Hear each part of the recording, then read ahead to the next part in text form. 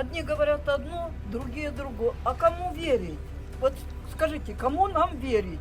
У каждого по 4 комплекта рожков, и они готовы были убивать. Они ехали с боевым комплектом на Украину. Зачем?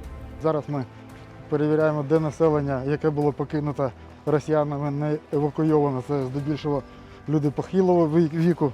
Какая эвакуация? Никто, они сами свои задницы посадили в свои Мерседесы и поехали. А у меня нет родителей. Ну как, у меня есть здесь мама живет, но мы с ней отдельно. Мама уехала. Твари все бросили город, бросили, начальства никакого нигде, все бросили, все. Туди прилетів FPV-дрон російський, тобто це підтверджує слова військовослужбовців про те, що росіяни продовжують, намагаються обстрілювати місто. Так, ребята, я наговорила на 10 лет тюрьмы. Хорошого дня. Всего доброго.